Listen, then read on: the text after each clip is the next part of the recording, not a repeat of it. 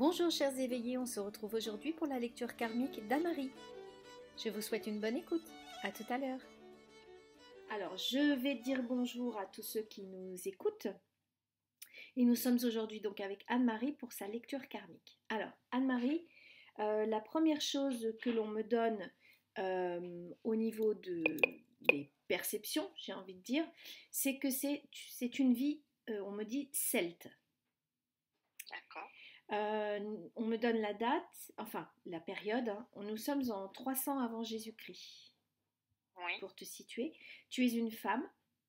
C'est vraiment une histoire de femme, hein. Là, pour le coup, on est vraiment dans le féminin. On me donne la notion aussi de la mer. La mer avec les bateaux. Hein. D'accord. Tu t'appelles, on me donne ton prénom, tu t'appelles Mira. On me l'a fait écrire M-I-R-A. Mira. D'accord. Alors, la première scène qu'on me montre, si tu es adulte, tu es sur le sable avec plein d'enfants autour de toi. Oui. Et tu regardes la mer. D'accord. Et on me donne le sentiment que tu attends l'arrivée d'un bateau. Tu attends, tu es vraiment dans l'attente. Tu portes un enfant en écharpe. Alors, c'est pas une écharpe, hein, mais c'est un bout de tissu où tu as l'enfant collé sur toi. Donc c'est un enfant, un petit enfant, et tu l'as en écharpe, alors pas derrière, tu l'as devant. Comme on peut dire les porte-bébés maintenant, tu vois, mais c'est pas un porte-bébé bien évidemment, hein, c'est un bout de tissu que tu fais et l'enfant est vraiment plaqué sur toi. Et tu as un enfant à chaque main et il y a des enfants qui courent autour de toi. Et on me dit que tu es une nourrice. D'accord. Et alors je te vois très inquiète, enfin je te sens plutôt très très inquiète quant à l'arrivée de ce bateau. Oui. On me dit que tu as 24 ans, donc tu es jeune. C'est une période difficile pour toi. Tu te sens très très seule. Oui. Alors là, on m'explique un petit peu ton enfance, ton parcours.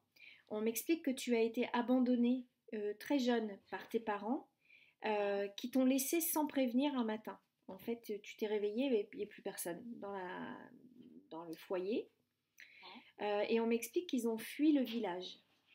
Et on m'explique pourquoi. Ton père était accusé de vol. Alors, on m'explique que c'est un village dans lequel tu vis, donc, qui vit essentiellement de la pêche.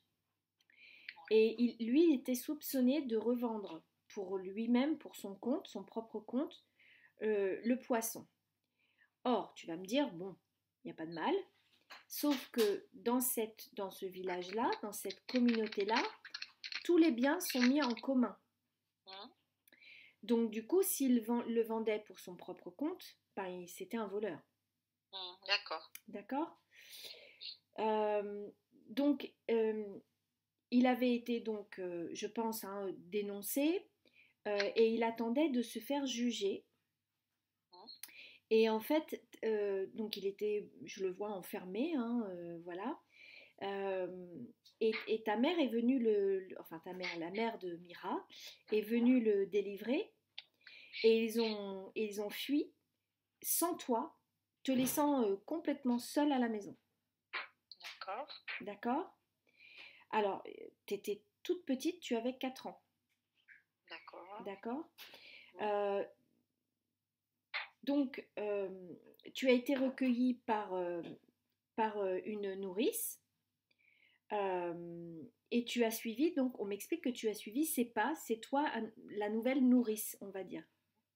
D'accord, hein.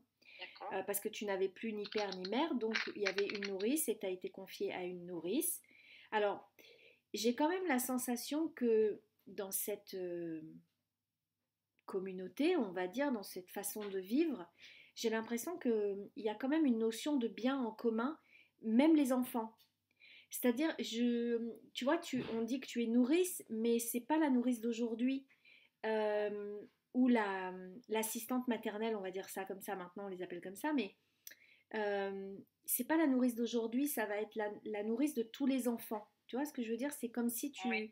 les gens mettaient leurs enfants à la halte garderie ou à la crèche.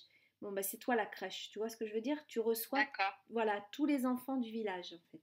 Hum, Euh, alors là, on te décrit, tu es blonde, enfin blonde, pas blonde platine, hein, mais tu es blonde, châtain très clair, on va dire, hum, et tu as les yeux bleus. Et d'accord. tu as des taches de rousseur sur le nez et les joues. Ok. D'accord. Je te vois, tu as les cheveux longs, euh, assez longs, on va dire au milieu du dos, mais tu as des nattes. Oui. D'accord. Tu as les cheveux nattés. Euh, j'ai envie de dire un petit peu à la gauloise. Tu vois les deux nattes qui reviennent là sur les deux nattes vers le bas et qui reviennent. Oui. Voilà, tu vois un petit Ouais. peu à la gauloise, un petit peu comme ça. D'accord. D'accord. Alors, on m'explique que tu as reçu beaucoup d'amour de la part de cette nourrice chez qui tu as été recueillie, mais Hum, que la douleur de cet abandon que tu as vécu, eh ben, tu en souffres beaucoup, oui. malgré D'accord. tout l'amour que tu as pu recevoir de cette femme. Hein. Oui. Euh, alors, euh, ton époux, alors je vais te dire un terme parce que tu vas voir après, on t'explique. Ton époux, donc ton promis, parce que tu n'es pas encore marié totalement à l'homme dont on parle là maintenant, Oui. et on me fait comprendre qu'il est sur le bateau. C'est pour ça que tu attends. D'accord. D'accord. Hum, Alors, on m'explique qu'il y a eu une tempête et que les pêcheurs bon, qui sont sur le bateau dont ton promis là fait partie ne hum, sont pas encore revenus et donc on me montre que le temps commence à jouer en la défaveur de cette oui. escapade, quoi. Hein. On a un D'accord. peu tendance à croire qu'ils vont pas revenir. Hein. Voilà, on me dit que ça fait. Bah, voilà, j'anticipe, mais je l'ai écrit en fait. Ça fait plus de 3 jours qu'ils ont disparu. Hein. D'accord. Alors, on me dit qu'ils sont allés plus. On m'explique qu'ils sont allés plus loin que d'habitude, mais que c'était prévu. Ils avaient prévu ça, d'aller beaucoup plus loin que d'habitude, parce qu'il y a une notion de manque de vivre. D'accord. Le poisson manque en fait, donc ils sont allés beaucoup plus loin pour avoir de quoi bah, vendre et puis aux autres villages à côté et puis se nourrir. D'accord. Euh, alors on me dit aussi que votre communauté dans laquelle tu es est très reconnue pour sa pêche. D'accord. Et alors là, on me fait voir une carte. Alors moi, j'ai essayé de dessiner, mais c'est pitoyable. On me fait voir la pointe de la Bretagne. D'accord. Mais alors, vraiment, tu vois comment la Bretagne est faite? En fait, c'est un bras, Oui. en fait, un espèce de bras. Et tu es Ouais. à la toute pointe. Alors, je sais pas ce que D'accord. c'est, moi qui suis d'origine bretonne. Voilà, c'est pas folichon de pas savoir, mais je sais pas ce que c'est, mais c'est la toute pointe de la Bretagne. D'accord. Hein. Ouais. Alors, on m'explique aussi qu'on troque énormément. À cette époque-là, il y a peu de monnaie qui circule, c'est beaucoup le troc qui fonctionne. Hum, Et vous, vous n'êtes pas agriculteur, hum. vous êtes pêcheur essentiellement. Donc, je vois des petits potagers, des petites choses comme ça, mais les céréales pour faire le pain, etc. Mais vous n'avez pas ça. Donc, et c'est ça qui D'accord. manque, tu vois. D'accord. Ok. Euh, donc, vous avez, voilà, et la pêche, donc en fait, vous avez de moins en moins de poissons pour aller troquer vos céréales, quoi, en fait. D'accord. Voilà pourquoi cette mission a été euh, envisagée et qui sont partis au loin pour aller chercher le poisson. D'accord. Alors là, on me parle de ton tempérament un petit peu. Tu es de nature extrêmement calme, on me dit, mais on me dit ce qu'on appelle une fausse calme. Hum, C'est-à-dire que au dehors, on a l'impression que c'est le calme olympien, tu vois, hum. mais à l'intérieur, c'est plutôt un volcan. D'accord. Alors, on me dit que tu es de nature très très anxieuse et tu en déclares même, on me fait voir une maladie au niveau de peau. Je pense que c'est un peu comme de l'eczéma parce que je vois un Ouais. petit peu que ça te gratte, enfin voilà, tu as les mains un petit peu abîmées par Oui. ça. Et on me dit que c'est, voilà, lors de tes angoisses, tu as une grosse poussée comme ça, et je pense que c'est de l'eczéma ou une maladie de peau D'accord. au niveau de la nervosité en tout cas, hein. D'accord. Alors toi, tu es aussi aimante avec les enfants dont tu t'occupes. Oui. Tu les considères comme les tiens. Tu es D'accord. extrêmement affectueuse, hein, avec beaucoup de manifestations d'affection, des câlins, des bisous, beaucoup de rire. Tu ris beaucoup avec ces enfants. Et tu es très appréciée par toute la communauté, donc tu es très reconnue, on va dire. Oui. Et ils ont confiance en toi. D'accord. Euh, alors j'ai perdu la ligne, tu Mhm. m'excuses. Euh, voilà, donc tu es très affectueuse. Non, voilà, ils ont très confiance en toi. On t'appelle. Alors, est-ce qu'il n'y aurait pas une traduction ou un mot en, en celte? Je sais pas, enfin, il faudrait rechercher. Mais ils m'ont dit que. Alors, ils m'ont donné la traduction directement pour que je comprenne, hein. La Oui. fille de la nourrice. Voilà, c'est D'accord. comme ça qu'on t'appelle dans ce village, en fait. D'accord. Mais en fait, c'est un village, mais c'est grand, hein. C'est pas le Hmm. petit village comme nous on peut avoir les petits villages de Provence où c'est assez petit, ramassé. Non, là c'est assez grand quand même, hein. D'accord? D'accord. Et Hmm. donc on t'appelle la fille de la nourrice. D'accord. Euh, et on me donne l'explication parce que cette femme te considérait comme sa propre fille. D'accord. Donc tu faisais partie intégrante de la famille. Oui. Alors toi tu souhaites avoir tes propres enfants, mais là on m'explique que tu as une maternité plutôt contrariée. Hmm. Tu as déjà fait 3 fausses couches. Et là, on m'explique que l'homme que tu aimes, donc quand je vois cette scène là où tu attends le bateau, Oui. et donc l'homme qui est donc ton promis, cet homme concerné, n'est pas ton premier mari. D'accord. D'accord. euh, euh, voilà. Alors là, je fais une aparté parce qu'ils reviennent sur le fait que voilà, le bateau ne revient pas après la grosse tempête et tu attends toi dans l'angoisse du retour. Mais ça, je te l'avais déjà expliqué en fait plus haut, Oui. hein. Hmm. Alors, dans le village, forcément, tout le monde est inquiet et c'est un peu comme on peut dire l'omerta, c'est-à-dire que personne ne dit rien. On D'accord. n'en parle pas, c'est-à-dire on attend, tout le monde est inquiet, mais on attend en silence. D'accord. Et alors, on m'explique qu'on ne veut pas en parler parce que si on en parle, les gens, les personnes ont peur de contrarier les dieux. D'accord. Mais toi, t'es pas très croyante à cette époque-là, Ouais. d'accord? En fait, bon, t'es croyante, mais pas, on dirait aujourd'hui pas pratiquante, tu vois, par exemple. Oui. Oui. Oui. Oui. Donc tu n'y accordes pas vraiment grande importance. Alors Oui. on me donne la divinité principale, elle est féminine, et on l'appelle la mère divine, en quelque sorte, parce qu'elle apporte fécondité, croissance et prospérité. D'accord.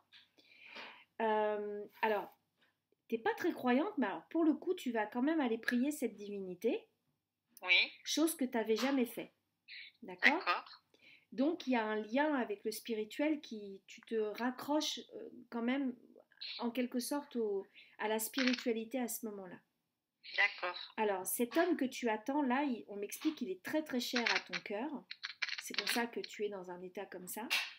Et on m'explique que tu as été déjà avec un autre homme avant, qui était bien plus vieux que toi, Hmm. et qui te maltraitait. Ouais. En D'accord. fait, non seulement il te battait physiquement, mais il te rabaissait beaucoup. Ouais. Et D'accord. en fait, on m'explique que donc, tu es veuve et que cet homme est mort, mais que, on m'explique ce qui s'est passé, lors d'une dispute, enfin, est-ce que je dois dire dispute? Je ne sais pas quel est le mot juste, hein. Hmm. Mais enfin, tu comprends, hein, lors voilà, on va dire dispute, hein. Lui était Hmm. ivre, donc il avait l'alcool assez facile. Alors en fait, tu as osé le repousser. Hmm. Et comme il tenait plus sur ses jambes, en fait, il était tellement ivre qu'il est tombé, et en fait, par accident, en fait, il Hmm. est tombé sur quelque chose, voilà, il a heurté sa tête sur le pavé, ou enfin, moi je le vois tomber et Hmm. ne plus bouger. Donc je pense que sa tête a tapé et qu'il est Hmm. mort sur le coup, en fait. Hmm. Donc sur le coup, tu as eu un grand soulagement parce que tu t'es dit que, voilà. Euh, mais je pense qu'il y a une, on va le voir après, mais il y a une culpabilité qui est née aussi après cet accident. Hein. D'accord. Alors on m'explique aussi que les 3 fausses couches que tu as faites venaient de cet homme, donc tu n'as pas Oui. été enceinte de l'homme que tu aimes en fait, hein, je vais dire ça comme ça, mais de Hum, cet homme-là qui était donc pas très gentil avec toi, hum. et que toi tu ne désirais pas ces grossesses, D'accord. tu vois, mais que tu le culpabilisais euh, quand tu les perdais, parce que tu te disais que c'était de ta faute si tu Oui. faisais tu comprends le Oui, oui, mécanisme oui. un petit peu de Hum, voilà d'auto-sabotage finalement, parce que c'était en rien oui. ta faute, hein, mais voilà le mode de fonctionnement de pensée en fait, voilà te faisait culpabiliser face à ces enfants que tu perdais, mais en fait parce que tu n'en voulais pas inconsciemment quoi. Hein. Oui. Alors, à la mort de cet homme-là, le village, en fait, euh, il n'a pas fait cas de cette mort parce que tout le monde était au courant de ses agissements, en fait, malgré que ce soit, on me dit, un homme très important dans le village. Il avait Oui. une D'accord. voilà, une importance, je ne sais pas, peut-être au niveau de la loi ou quelque chose dans ce goût-là, tu vois, quelqu'un Ouais. d'autorité quand même. Et que D'accord. finalement, tout le monde s'est tu. On a fait comme si. Il y a beaucoup de. J'ai l'impression qu'il y a beaucoup le secret, tu vois. Que Ouais, tout. d'accord. Voilà, que tout. Personne ne dit rien. Hum. C'est consenti, mais comment on dit tacitement, hein, c'est ça, Oui, voilà. c'est ça. C'est ça. Tu vois, c'est pas oral, ça passe pas par l'oral. Et alors là, donc, il y a un homme qui arrive, donc ton amoureux là, et c'est un Hum, étranger en fait. Il est pas du village. Donc on m'explique qu'il fait son arrivée peu de temps après. Alors lui, il est roux, cet homme. Alors est-ce que ça a une Oui. importance dans ta vie actuelle? Je sais pas, mais bon, on me l'a signalé quand même. Il est roux et il a les yeux bleus. D'accord. Et alors, c'est comme un coup de foudre. Oui. On peut dire aujourd'hui, hein, voilà, c'est une reconnaissance, il y a une alchimie tout de suite entre vous deux, et tu sais très vite que il va être très important pour toi. Hein. D'accord. Euh, alors pour toi et pour le village aussi, parce qu'il a été très vite adopté par le village, en fait. Oui. D'accord. Hein. Alors on me dit que je pense qu'il il vient d'outre-Manche, on pourrait dire ça aujourd'hui. C'est-à-dire, D'accord. je ne sais pas si c'est l'Angleterre, l'Écosse, je ne sais pas, mais en fait, il Oui. vient d'au-delà des mers, on me signale. Oui. Hein. D'accord. D'accord. On me dit qu'il a, voilà, c'est comme ça qu'on disait, il a traversé les grandes eaux.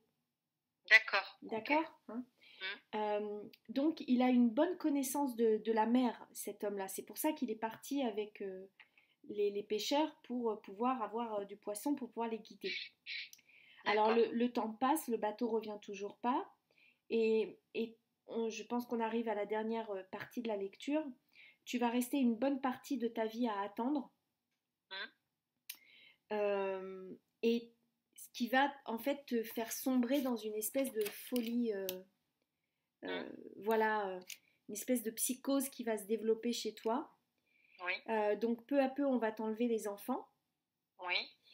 et tu vas passer ton temps à regarder la mer en fait. D'accord. Hein, la première image va rester parce que tu vas passer tout ton temps, tout le reste de ton temps à attendre que cet homme revienne, et tu l'as bien compris maintenant, il ne reviendra pas. Hum, Les hommes se sont certainement noyés en mer, etc. hum. Euh, et on te met rapidement à part du village. En fait, on te chasse pas. Hein. Les Hum. gens te chassent pas, mais ils te mettent quand même à part du village. Alors, les gens vont s'occuper de toi, c'est-à-dire qu'ils vont te donner de quoi te nourrir, mais tu vas rester seul. On me dit que tu vis assez longtemps, donc ton calvaire dure, j'ai envie de dire. Hum. Et on me dit que tu meurs de maladie. Alors, c'est une maladie respiratoire, visiblement, Oui. et que tu meurs vers 60 ans. D'accord. Et alors là, on me dit que on m'a donné la notion de légende, et je me demande s'il n'y a pas une légende écrite après cette histoire. D'accord. D'accord. D'accord. que tu ferais partie d'une légende. Alors, est-ce que c'est toi ou est-ce que c'est peut-être l'accumulation de... Parce que tu dois pas être la seule à avoir vécu ce genre de vie, tu vois, Oui. à avoir, dans ces temps-là où, voilà, prendre la mer, c'était quand même très, très risqué, des femmes qui attendaient comme ça au bord de la mer en attendant que le bateau revienne désespérément. Mais ça fait partie d'une légende, voilà. C'est la D'accord. notion qu'ils m'ont donnée. D'accord? D'accord. Oui. Bon, et bien voilà pour la lecture. Maintenant, je vais interrompre l'enregistrement pour pouvoir qu'on discute nous ensemble. D'accord? D'accord. Voilà, chers éveillés, on se retrouve très vite pour de nouvelles vidéos. À bientôt, prenez bien soin de vous. Ciao, bye bye.